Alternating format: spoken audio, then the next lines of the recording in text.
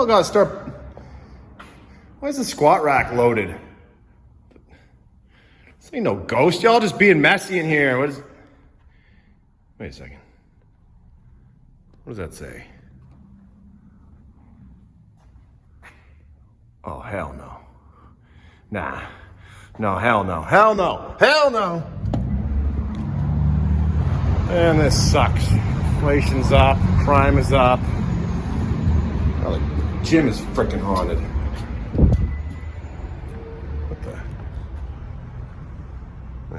What is that? What does that say?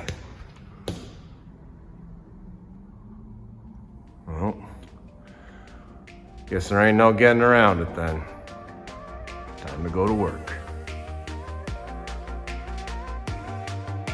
What is up, everybody? It's leg day. That's right, you heard me, leg day. I bet some of you out there were starting to wonder if I ever hit legs. So today is our first leg day of our push-pull leg split. We got 2 of them in the week, so it's gonna be all quad focus today. 4 quad exercises and 1 calf exercise to finish off. So like, comment, subscribe below, and let's see if I got what it takes to help you build those wheels.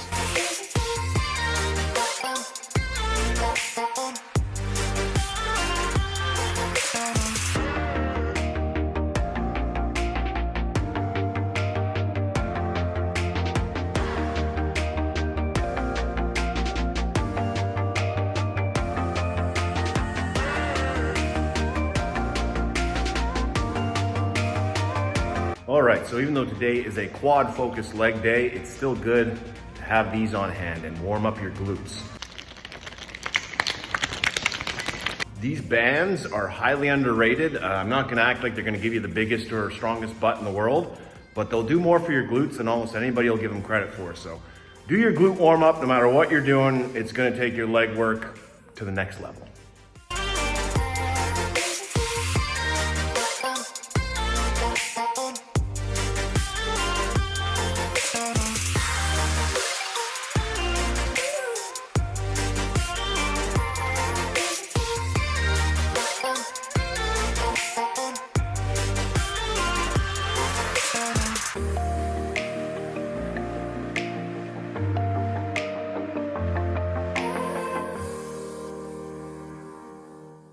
So I do this exercise first. It's basically a cable squat. And the advantage here is you can take your hips out of it.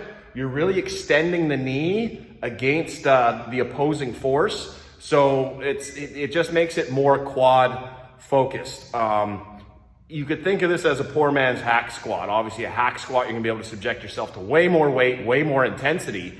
But what you can do with this exercise is really isolate that knee flexion and keep your hips relatively out of it. So you'll see how I do them. The last set is really, you pump them out. Like I have clients sometimes doing 30 or 40 reps on the last set, and then we get to the rest of the workout. So try them out, man. I mean, I know a lot of people are gonna see an exercise like this and frown upon it, but you're gonna feel your quads working in a different way than ever before. When you really isolate your legs, it takes you to a new place where it's a new kind of burn. You're not panting and breathing really hard. It's not even really that difficult, but so much tension is focused right in those quads that you just won't be able to take it. So check them out.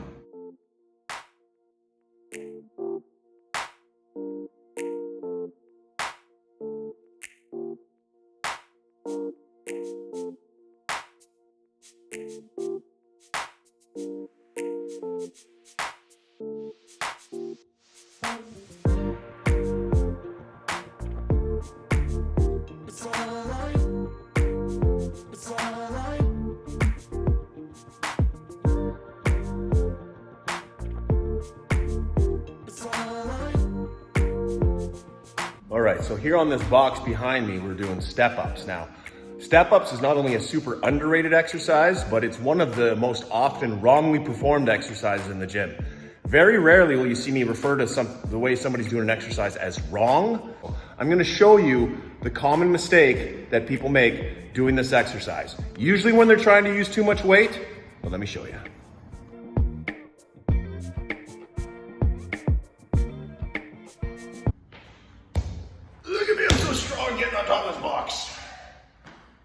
All right, so what you saw there is what so often occurs when people do step-ups on a box is that they step up onto it and then their knee isn't fully extended at the top, so their other foot lands, and then they stand up. They do like a little quarter squat at the top. Now, the sets I performed today, I did a knee kick at the top.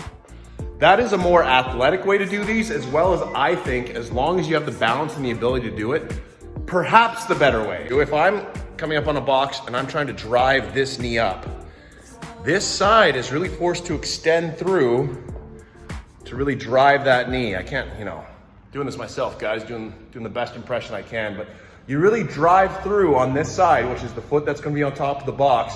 You drive through super hard and super explosively if you're going into a big knee raise. Now, this is an exercise that you can do alternating, or you can do one leg at a time. I've done both. I prefer one leg at a time now. It's the best way to get a good pump in the quad. Best way to really feel the benefits of this exercise. And it's the best way to get good at, kneeing people in the face. So why not do it that way? But until you can do it that way, just focus on extending the leg, getting up on the box. You don't have to raise the knee, but the most important thing is make sure you're using that top leg to extend through the motion. Now, when you're launching off your back foot here, once again, guys, I'm trying to film this myself. You want your leg at about 90 degrees, but you're allowed to lean in. You have a little forward lean is actually gonna help activate this muscle. You just don't wanna be like keeled right over, but a tiny forward lean, even giving yourself a bit of that momentum to sort of roll into the move, and then you extend, right? You extend up through that knee, right? Let's try that again from this side, see if I can give you a good shot. So I'm launching off this back foot still, and as you get better at these, you just launch a little less off your back foot. So don't be afraid to literally just push off that back foot shamelessly while you're getting comfortable with this exercise, and slowly shave off the amount of power you're producing with that leg, and just give yourself a little launch and extend through.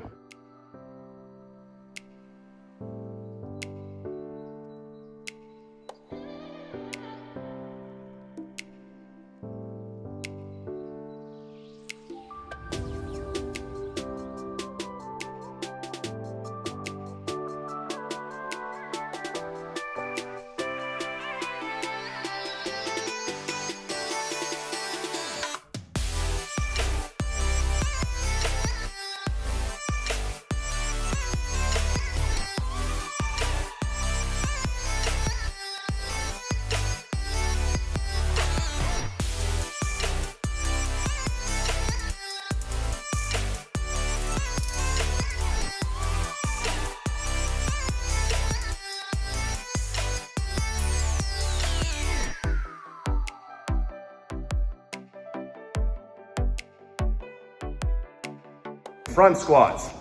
Now I love front squats and I hate front squats. Why? Because if you're doing a front squat properly, you load it up right up against your neck, and until you start squatting, you feel like you're gonna die. And then you go into the squat and you feel even more like you're gonna die. You actually literally feel like you would rather be setting yourself on fire than going through that squat. I love these because they target the quads, obviously. They take that hip bend a little more out of it. Now, there's gonna be a never-ending debate about, do you need to squat, do you not need to squat? You definitely don't need to throw a bar on your back and squat, but I think free weight squats of some kind are probably some of the best exercises you can do. Of the big three, the squat, bench, deadlift, I think squats are the most functional and most have the best carryover to pretty much everything you do. They might well be one of the best exercises for just pure hypertrophy on your whole body. Just like a weighted carry, like you put something on your back, you squat it up and down, everything will grow. And here's a tip for you bros out there trying to get your vanity pump before you walk the beach or hit the club. I'm telling you right now, yeah, hit your curls, hit your set of push-ups and everything. You do a few sets of squats. Squats give you this full body engorgement, this huge pump that can't be explained. So yeah, do your squats before you want to go, look buff on the beach or whatever. Also, you'll notice I like to do these with these straps, right? So I can, forgive me guys, I'm doing this all myself, but I wrap it here, I wrap it up, and then I come underneath as I get into position. A little awkward to film, but you kind of get the point. Now, because I will probably never have the wrist mobility or the comfort level to actually do something like this. Holding like this is kind of sketchy. So for most of you out there, you lack mobility, you can't hold the bar, try my strap method.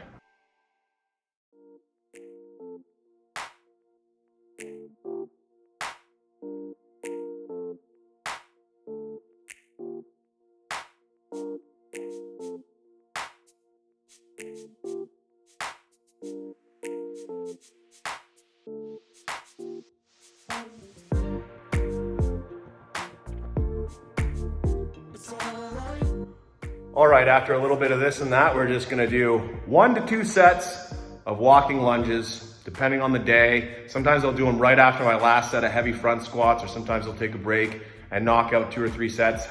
The rep range is huge. Gotta do at least 20, maybe even 100, because that's the most I've ever done in a row. But just walking lunges, man, like they're kind of one of those underrated, underutilized exercises. Just, you know, a non-stop continuous walking lunge. It's gonna pump your quads and work your quads. So yeah, just do walking lunges.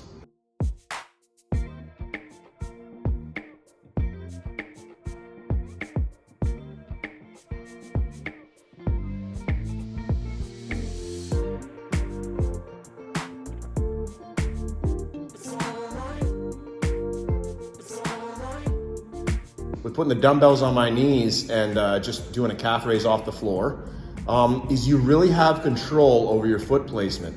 Now, when you're doing calf raises on the machine, you're on that metal bar, that strip that you put your feet on. And of course, you can still position your feet on there, but you're a little bit at the mercy of how the strip will allow you to place them. So generally, you can have more control over where your foot placement is on just solid flat ground, and you can bias whatever side of your calf you're thinking you're trying to maybe work on the floor a little better than you can on one of those strips. So I do this to turn my feet ever so slightly inward, because I heard that's, you know, the best way to just hit the whole calf, and supposedly the outer calf, but I think it's just the best way to hit the calves.